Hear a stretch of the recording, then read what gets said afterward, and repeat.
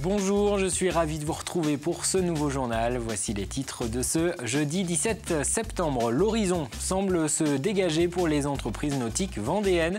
Le marché du bateau neuf repart. Les ventes devraient augmenter de 3 à 5%. Alors dans les allées du salon nautique de La Rochelle, Beneteau, Alubat et J-Composite affichent leur optimisme. Mais pas d'euphorie, leurs dirigeants restent prudents. Vous le verrez. Le Langon, à la recherche d'un médecin, la commune du Sud-Vendée n'a qu'un seul généraliste. Et à 68 ans, il souhaiterait prendre sa retraite. Mais avant de partir, il veut trouver un successeur. Et cela fait 3 ans qu'il cherche, en vain pour le moment. Et puis, rencontre avec Philippe Mindron, chef d'entreprise, créateur du festival de poupées. Nous l'avons retrouvé en plein préparatif de la Meule Bleue. La 2e édition aura lieu samedi. 400 chefs d'entreprise déguisés seront au départ de cette course de mobilette. Un vent de reprise semble donc souffler sur le marché du nautisme. Depuis 4 ans, la vente de bateaux neufs reculait en France. Le secteur n'a pas été épargné par la crise économique.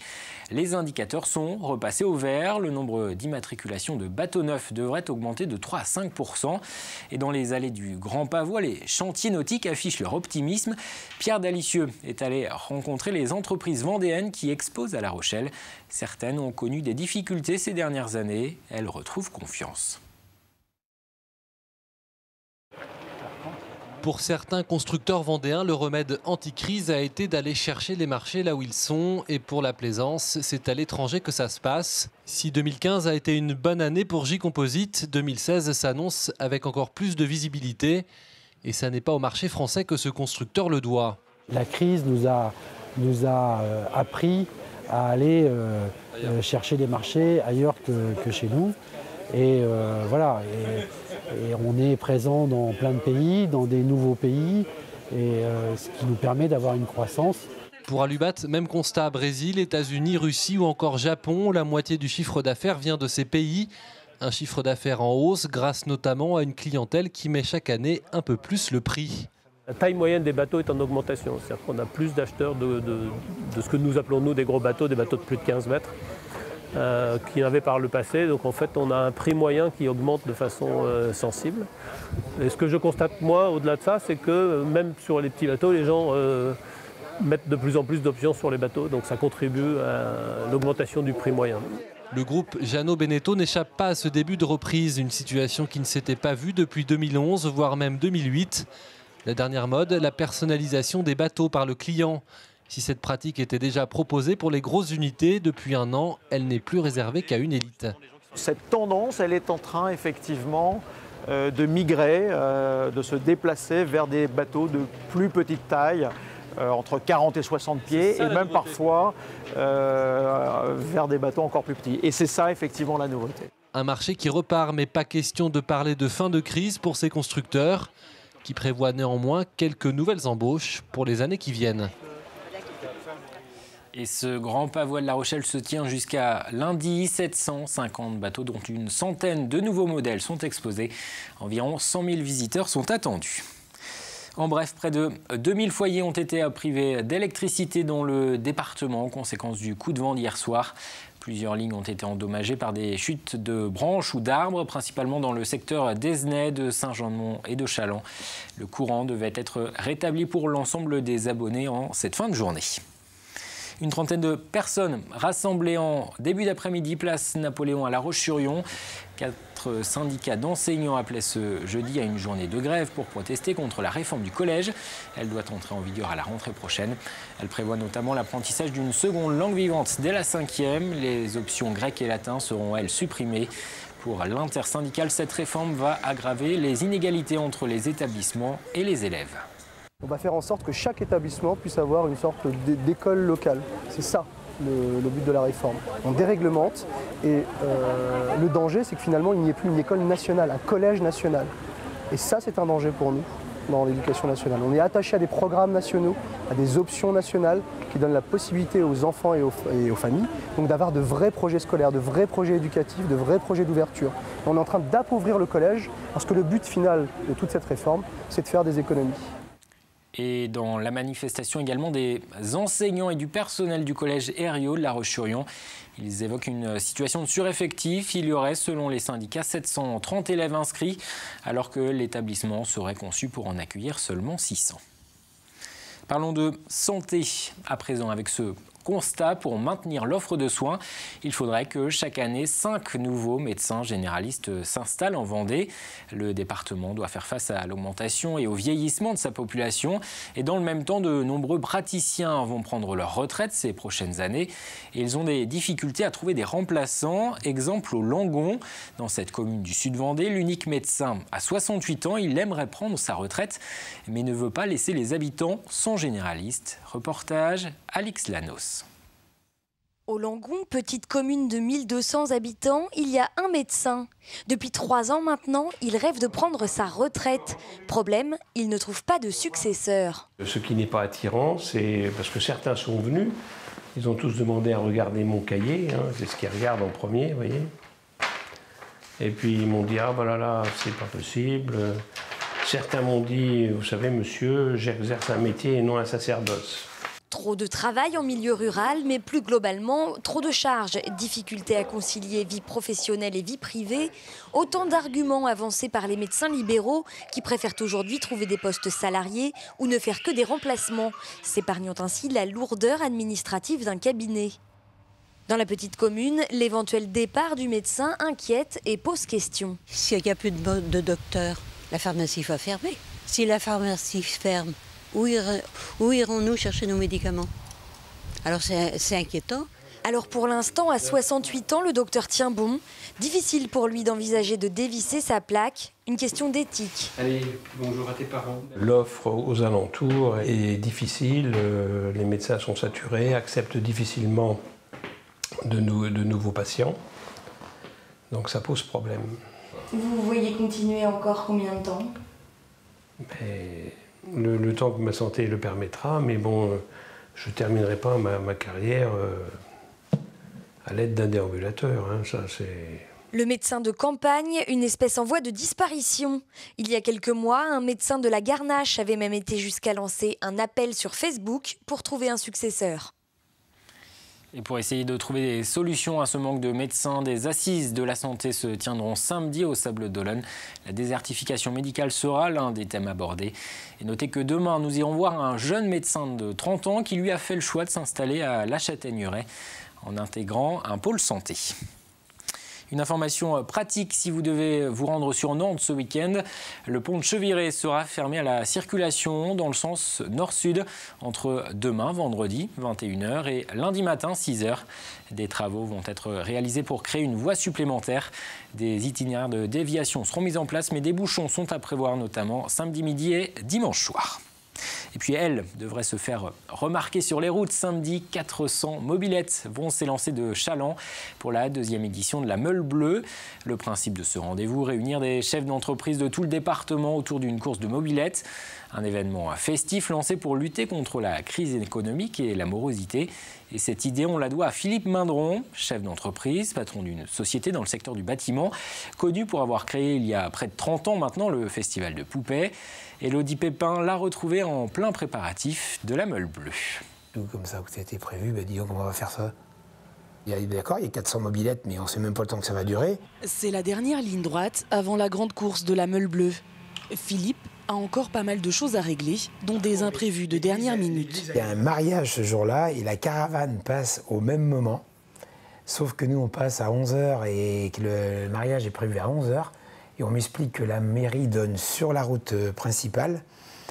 Donc on ne voit pas bien comment la mariée elle va passer à travers 4 km de caravane. En plus des derniers problèmes qui arrivent, Philippe doit aussi gérer son entreprise de 100 salariés. Depuis 6 mois, il se dégage un peu plus de temps pour mener à bien l'organisation de la Meule Bleue, dont il est l'instigateur. J'ai de la chance d'avoir une belle équipe autour de moi et puis un associé qui me permettent de le faire, parce que autrement c'est juste injouable. À 18h, Philippe n'a pas encore fini sa journée. Il retrouve toute la team organisatrice de la Meule Bleue. On est en mer montagne, par contre on a une cape rose qui déconne, toi, qui rigole. Costume, boisson, là encore, il reste des détails à régler. Mais pour Philippe, pas de pression. On est bien, on est bien. Ça reste un rassemblement bucolique, pardon, c'est pas une course à la base, hein, c'est plutôt une balade. Voilà, l'idée c'est vraiment de donner une image très positive de l'entrepreneuriat, du fait qu'on a envie de se battre dans une conjoncture difficile, je le répète, et au-delà de ça, c'est sûr qu'on va faire la fête, parce que c'est aussi un moment de convivialité. L'an dernier, pour sa première édition, 150 entreprises ont participé à la course. Cette année, 400 participants sont attendus.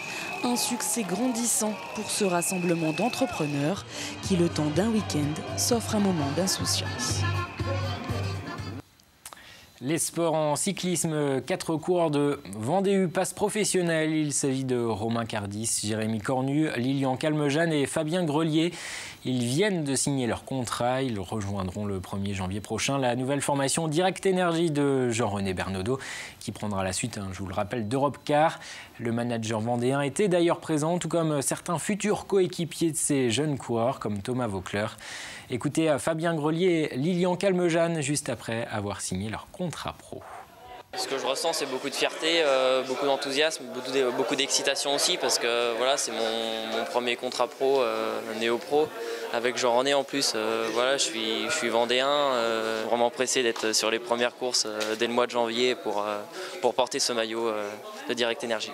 On a la chance d'avoir des coureurs comme Thomas Vaucler et Sylvain Chavanel, c'est ce qui se fait de mieux en France en termes d'expérience. Donc, je pense qu'il va falloir être énormément à l'écoute et bien observer. Je pense que Jean-René a rassemblé un groupe un peu moins conséquent avec plutôt 20-21 coureurs. Et voilà, il y aura des leaders désignés et il va falloir vraiment s'appliquer à bien effectuer le travail. Et c'est comme ça qu'on apprend le plus vite de toute façon. Et l'arrivée de ces 4 jeunes au sein du cyclisme professionnel salue les bonnes performances de Vendée U cette saison. L'équipe enregistre une 40aine de victoires de course. Et puis le Vendespace accueille jusqu'à demain les journées police sport handicap à destination d'une centaine de jeunes des écoles du département et d'établissements spécialisés. Objectif, faire découvrir aux personnes handicapées l'ensemble des sports qui leur sont accessibles. Les valides, eux, sont mis en situation de handicap, l'occasion pour eux de s'initier au handi-basket ou à la sarbacane.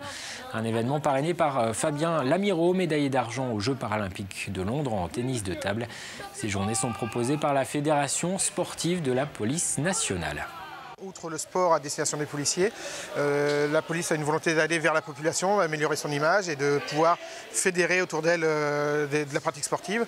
Donc on sert d'intermédiaire notamment pour la partie logistique, organisation, et on s'appuie sur les comités et ligues départementaux pour des différentes disciplines pour organiser la partie pratique et pouvoir encadrer les groupes avec des personnes qualifiées. Quand ils repartent, on aurait eu un peu plus de temps, on aurait pratiqué peut-être toutes les disciplines. Là en moyenne, ils vont faire 6 sports sur la journée sur les 8, mais ils seraient bien restés plus longtemps, je pense. Les journées du patrimoine, elles se déroulent ce week-end à travers toute la France. Plus de 200 sites seront ouverts à la visite en Vendée.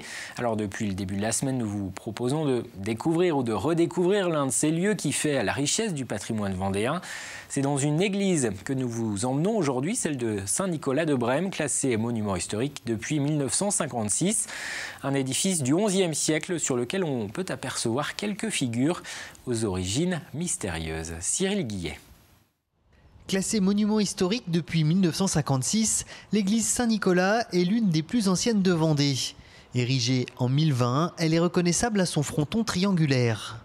Avec des sculptures, ce qu'on appelle des métopes, des petites scènes sculptées, qui sont parfois un peu déstabilisantes. On va avoir par exemple un triton, toutes sortes de bestiaires fantastiques qui sont bien sûr venus du Moyen-Âge, mais avec quand même une influence du Nord, au niveau du style, au niveau aussi des thèmes.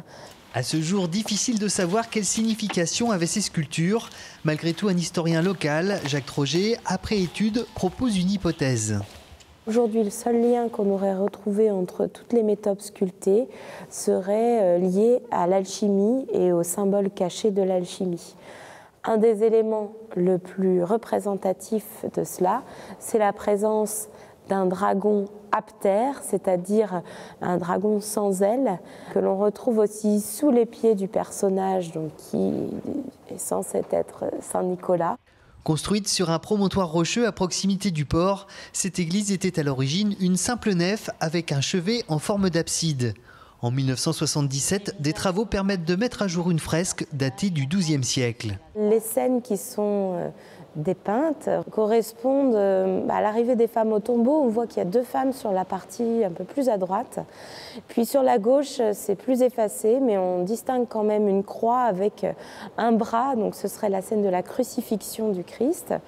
De nombreux décors ont aussi été trouvés sur les murs du chœur, des ornementations partiellement mises à jour. Vous voyez le décor floral avec les petites fleurs et puis les tiges qui s'enroulent. Avec justement des ocres bruns ou ocres un peu plus foncés, presque noirs. C'est aussi au XIIe siècle que 2 nefs latérales voient le jour. Initiées par les moines de l'abbaye Sainte-Croix-du-Mont, elles sont aujourd'hui partiellement détruites. Les collatéraux aujourd'hui ils sont en ruine, ils sont très abîmés pour la simple et bonne raison que l'église pendant les guerres de religion a été détruite. Et tout simplement pour pouvoir reconstruire la nef et reconstruire l'église, les gens de l'époque ont utilisé les pierres des collatéraux qui étaient écroulés. L'église Saint-Nicolas de Brême sera accessible à tous lors des Journées du patrimoine. La visite est libre et gratuite. Avant de refermer ce journal, un coup d'œil à la météo de ce vendredi. Des averses localement orageuses, d'abord sur le littoral, puis dans l'intérieur des terres. Ensuite, retour de quelques éclaircies. Les températures seront comprises entre 12 et 15 degrés dans la matinée, jusqu'à 19 pour les maxis. Le détail des prévisions, c'est dans un instant avec Armel Pavageau. C'est la fin de cette édition. Pour continuer à suivre l'actualité, direction les réseaux sociaux. Et puis on prend la direction de Saint-Hilaire-de-Riez pour refermer ce journal avec ses baptêmes sur l'eau proposés aujourd'hui aux personnes en situation de handicap dans le cadre des journées handinautiques. Une 60aine de personnes a ainsi pu s'initier à la voile, à l'aviron ou encore au canoë-kayak. On se quitte sur ces images. Je vous donne rendez-vous demain.